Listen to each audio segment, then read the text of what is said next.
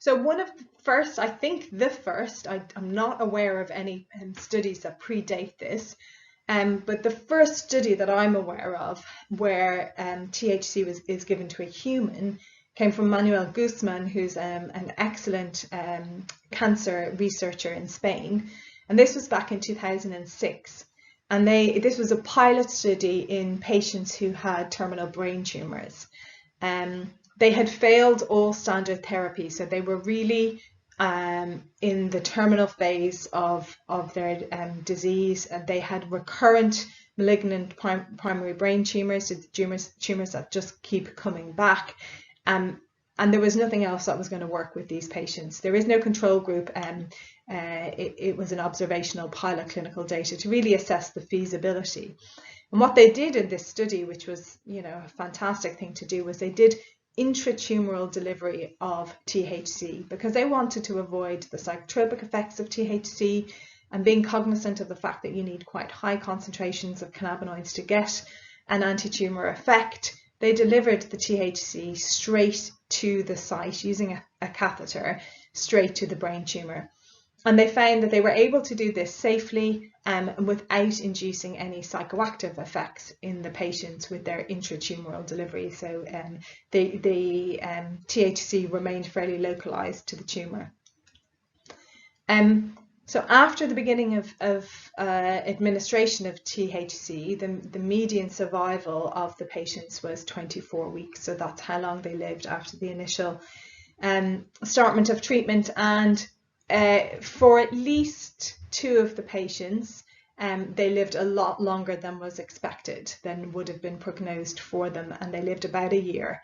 Now, whether that's because of the THC or not, we can't say for sure, but it is what it is. So they lived longer than their physicians thought that they would have. They have some MRI data, which is shown on the right there, which looked at the tumour volume after the intratumoral THC delivery. And you can see in each of these 3 patients, which are reported on, after starting the THC treatment, there was a regression in tumour size. So each of those 3 patients showed a regression in tumour size, which then did come back to their previous growth rates. So it may be, remember, these are people with recurrent brain tumours. Basically, it looks to me like the THC was able to slow the growth down for a while, but wasn't able to completely kill the tumours, which were obviously quite aggressive. When they took out some, while they were in there in the tumour, they were able to remove some of the tumoral cells, so real tumour cells from an actual human, which is different to what happens when we do these experiments in vitro. We're using immortalized cell lines. And when they took these cells out of the tumour and grew them in vitro, they found that THC was able to inhibit their growth. So it does look like, at least in these patients, THC was able to inhibit the, or at least slow down cell growth for a short amount of time, and potentially increase survival rates in some of the patients. The next study is from 2011, and this is these are case reports. So remember, this is uncontrolled observational data. Again, this is with 2 children who have brain tumours, or rather teenagers, adolescents who have brain tumours.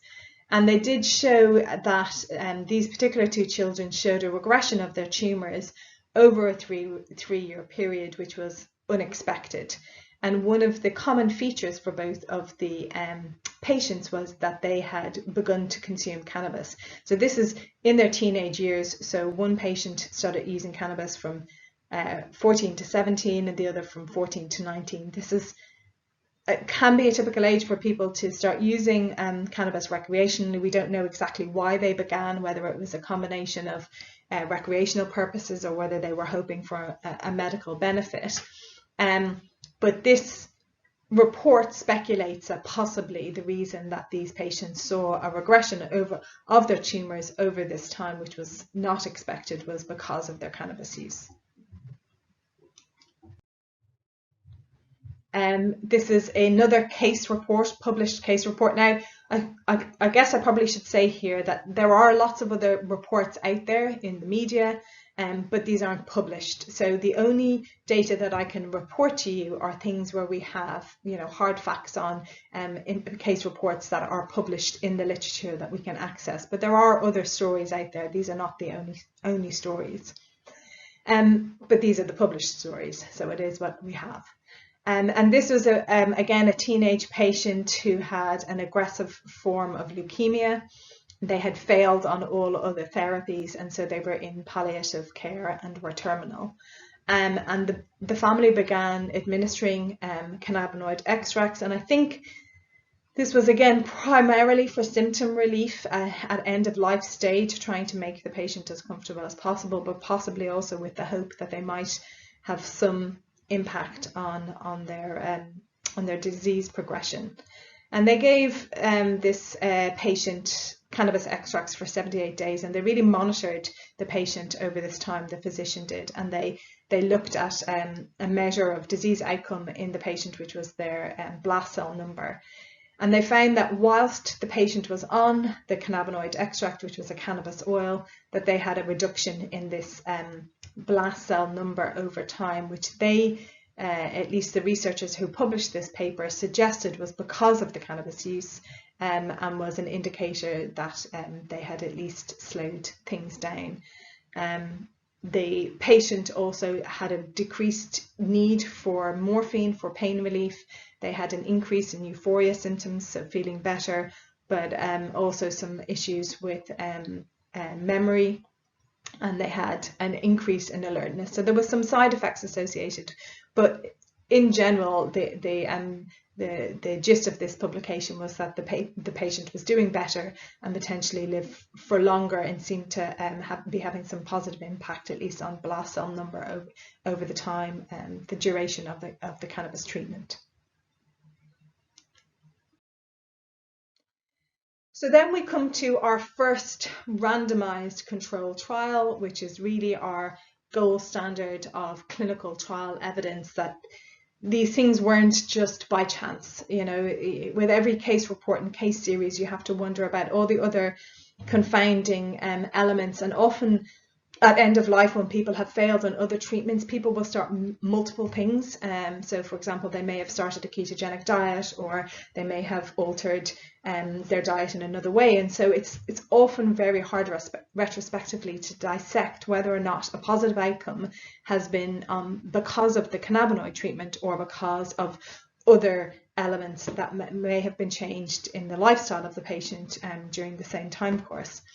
So this is why we need control data. And so we have one randomized control trial so far, and this is actually not published yet in a scientific research paper, but you can access the data on clinicaltrials.gov. And it was reported in a news report from GW Pharmaceuticals. And this was a proof of concept small phase 2 trial. They were looking at Sativex, so 1-to-1 ratio of THC and CBD given sublingually. There is quite a lot of preclinical literature that shows THC and CBD together are very effective in brain tumours. These were 21 patients that had recurrent glioblastomas, so recurrent brain tumours, and they were the Sativex was added in on top of their chemotherapy agent, and you might recognize that this is the same chemotherapy agent, that there is preclinical data to show that there is a synergistic effect of THC and CBD with this particular agent. So what has been reported so far, at least in the public domain, is that the use of Sativex in these patients significantly increased their 1-year survival rate, and also their median survival. So the patients who are on THC and CBD lived for greater than 550 days, and I think these patients are still being monitored actually, compared with 369 days in the placebo group. So this is the first evidence that we have that cannabinoid treatment in patients with recurrent brain tumours, at least, seem to live for longer than those who are on placebo. I'm hoping this is still ongoing work with GW Pharmaceuticals. I know they have quite a big preclinical research program in cancer, but if you look at their pipeline, there isn't any evidence that they're translating this into a phase 3 trial to kind of do this in bigger numbers as yet. So then the next piece of published literature came in 2008, and this is a research paper that describes a series of 119 cancer patients over a 4-year period who went to a particular private clinic in London and who were given cannabinoid treatment during that time. Mostly cannabidiol, although I'll say that there were a lot of other treatments that these patients got, but this paper is particularly about their responses to cannabidiol, and it was a synthetic cannabidiol. 28 of the patients only used cannabidiol, but many of them were on other cannabis products, sometimes Sativex, sometimes pure THC. And the average dose was 10 milligrams twice a day, up to 30 milligrams, which, if you will remember, for CBD is really quite a low dosing. It's not what we would expect in a clinical setting, and also knowing the data from how CBD works in vitro and in vivo in our animal models, you would expect to need higher doses than that in humans. And there's a table. This is a table of all of the data of the 119 patients, and you can see in the researcher's opinion, most of these patients did very well on CBD and showed signs of either being tumor-free or having a stable disease or having extended survival time, living for longer than was expected, slowing progression of the disease. And so all of these are listed here in this table by cancer type. So you can see in their opinion, cannabidiol was an effective add-on treatment in patients with a variety of cancers, but this is observational data. There is no control data to see how similar patients would have fared had they not have been on cannabinoid treatment. And also the treatment is quite mixed for all of the patients, so it's really very difficult to dissect anything out of this other than a general signal that the researchers felt that cannabinoids were effective. And this is another case series, again back in brain tumours, so patients with malignant brain tumours, and there was 9, and they had a daily dose of 400 milligrams of CBD, which is what we would expect in clinical use of CBD, is that kind of dose range, and this is added on top of their standard care. And all but one of the patients is still alive, and they have survived for longer than was expected by their physicians. And the CBD treatment was also associated with reductions in pain and with seizures, because people with brain tumours often suffer from seizure disorders, and because of the known anti-seizure effect of CBD, they found that CBD was effective for those endpoints also. But they are doing better, or they did better than was expected, and live for longer than was expected. But this is observational uncontrolled data, but it is a case series, so it's a trend that multiple patients in the same under the same clinical care are experiencing the same outcome. So in terms of the hierarchy of evidence, where are we for the anti-cancer effects of cannabinoids? So because we have that one randomized control trial with Sativex, we can probably put it at the very bottom of the yellow section of the triangle. So there is some evidence, good, significant evidence in a proof of concept study that THC and CBD administration to patients with brain tumours increases survival rates. And then in terms of everything else, THC, CBD, or whole cannabis products, we're still really at the observational uncontrolled area at the bottom part of the triangle. We have a wealth of animal and in vitro research, so we're above that level, and we are beginning to see quite a number of published case reports, either individual case reports or case series from clinics that are reporting benefits of cannabinoids, particularly on survival time and as well as treatment. So there is a signal that this is something that's really worth pursuing. But I guess we need to put some caveats into this and say that we do need to know more. There is a lot of things that we don't know. So, for example, there is some data to show that cannabinoids can actually enhance cancer. So there is data showing that THC can increase the cancer effects in a breast cancer model, although there's also data showing the exact opposite. So I think we need to learn more, and we need to make sure that we don't do any damage. I know the work that I've done in colon cancer with various cannabinoids, what we find is that there's often an initial phase where the cannabinoids that we apply increase the cancer effects of the cells, so make them grow more or divide more, but then they die. And so there is a delayed interval. So we just need to learn a lot more about which compounds are best for which cancer and which combinations of compounds should be used in which cancers. We just need to make sure that we're using the right tools in the right cancer, and I think it needs to be quite a personalized, refined approach like that, in my opinion. There is some observational data that suggests that medical cannabis was associated with a reduction in the responsiveness to a particular medication that is used in quite a few cancer patients. So I think we need to learn more about whether or not there's a drug interaction with this particular medication. I know that I mentioned a lot of the other treatments, chemotherapy treatments and radiation treatments that patients get, cannabis doesn't interfere with, and if anything makes things better, but this particular medication possibly cannabis might interfere with. So that's something that at the moment is just observational data, but we do need to learn more about whether or not that's a real effect, and then how you take that into consideration. It doesn't mean that we can't use cannabis, but you may not want to use them in those patients who are particularly on this medication.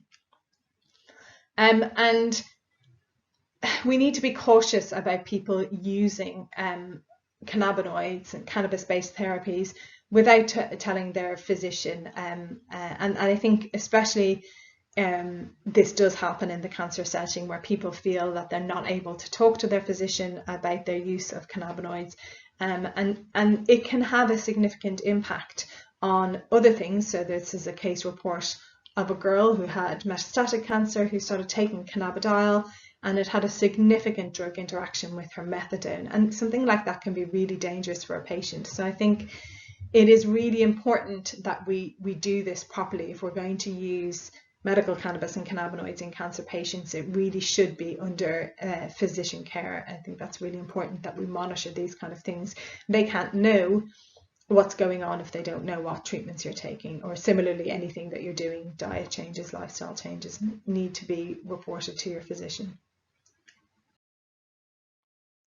So what about the future? How does the future look in terms of this research area? Well, there are some studies that are looking at tumour-related outcomes now. So this is quite positive to me. I think it's a really good step in the right direction, that people are beginning to actually look quite seriously about whether or not cannabinoids might have an anti-cancer effect, not just their ability to modulate symptoms in cancer. So there is a compound which is a combination of THC and CBD, and this is being looked at in patients who are on this chemotherapy agent, the same chemotherapy agent that was in the Sativex trial and that we know works well with THC and CBD. And these are patients with newly diagnosed glioblastoma. There's another study looking at just cannabidiol in patients with glioblastoma, and this is with a good patient size, so 160 patients in this registered study.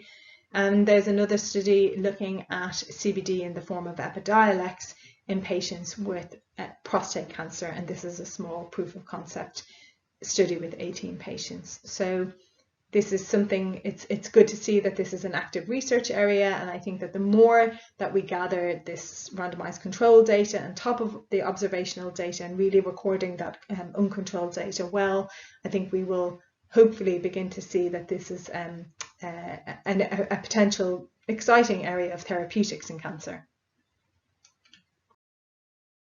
So to summarize this lecture, the scientific evidence that cannabinoids are anti-tumoral is really very strong.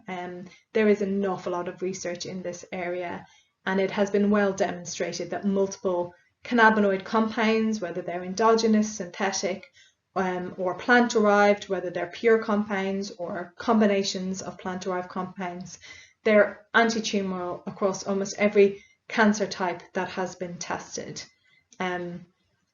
We have much more limited data to suggest that this preclinical evidence does translate also into the clinical setting. But what we do have does suggest that there is benefit of phytocannabinoids. So we have one small RCT with Sativex, which is positive, and multiple case reports and case series with either CBD, THC, or whole plant, suggesting that there is a positive outcome on endpoints other than just symptom management. So endpoints that look like you're actually affecting disease progression, such as survival rates. It's a less active area of research than I would like, but there is work still going on in this area, and it would be nice to see some bigger companies getting into this and really doing this in a much more exhaustive way and much bigger patient numbers. But we live in hope.